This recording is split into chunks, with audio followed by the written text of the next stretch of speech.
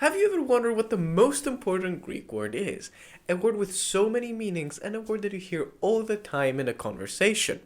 Well, I'm here to answer that question for you. Kano is that word. Okay, listen, I'm sure there are cooler Greek words out there, but I really do believe that Kano is one of the most important and flexible words in the Greek language. And I will spend the rest of this video to convince you of that. Well, what are some of my criteria for picking the most important Greek word? Well, first of all, how many meanings it has, how much we use it in daily conversation, and how much can you really get across by using that word. First of all, Kano simply means to do. For example, Κάνω καλή δουλειά. I do a good job. Or, δεν ξέρω τι να κάνω. I don't know what to do. But then it also means to make. For example, κάνω λάθος. I make a mistake. Or, κάνω φαγητό. I make food. I do need to know that there is another word to mean make. Φτιάχνω. Φτιάχνω is actually the primary word for the meaning make, but Kano does actually appear quite a lot, and we use it a lot in conversation as well. These two words are interchangeable for the most part. You can use Kano and φτιάχνω to say the same thing, apart from a few cases where you have to use one or the other. Now, apart from these two meanings, Kano also means to cost. So you can say something like κάνει 15 ευρώ. It costs 15 euros. Now we had to slightly change Kano to conjugate it in the correct form.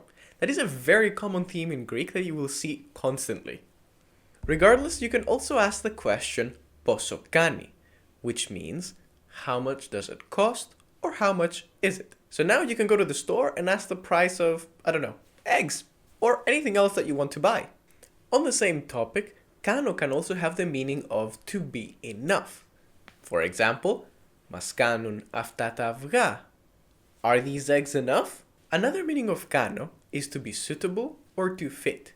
You can say something like this. Μου κάνει το παντελόνι. These pants fit me.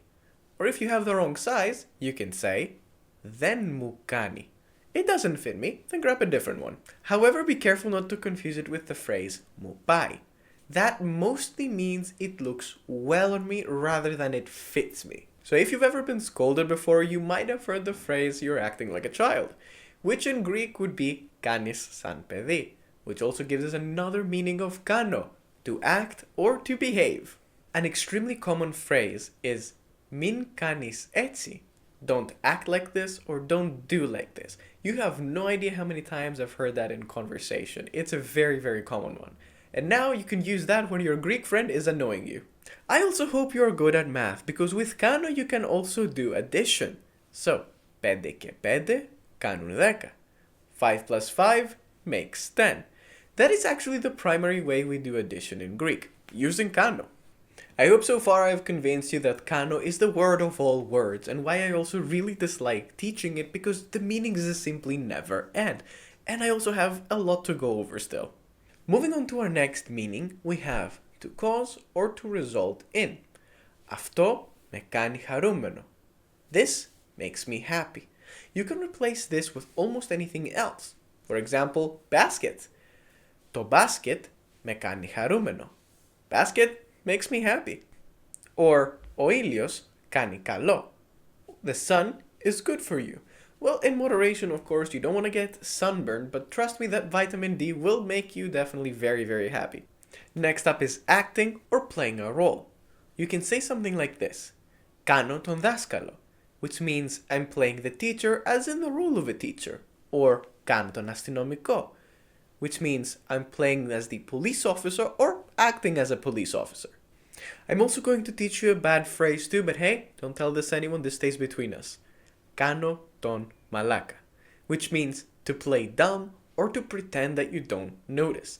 This is surprisingly a very, very common phrase that you might actually hear a lot from native Greeks. Here in Greekified, we equip you with all of the knowledge of the Greek language without any exceptions. Regardless of the more specific meanings of κάνω, we can also use it to perform general actions. For example, κάνω μπάνιο, taking a shower. Κάνω γυμναστική, I work out. Κάνω ένα τηλέφωνο, I make a phone call. Or κάνω ένα δώρο, to make a gift. And honestly many more, but you do get the idea. You can use Kano to talk about most general actions as we saw before, but that's not the only word you can use to talk about these actions. Let's take the phrase from before, Κάνω ένα δώρο. You can also say it as δίνω ένα δώρο, which means to give a present.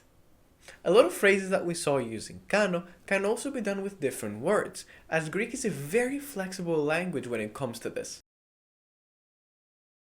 Kano is also unique in one other aspect. It is an irregular verb, but not in the way you might think.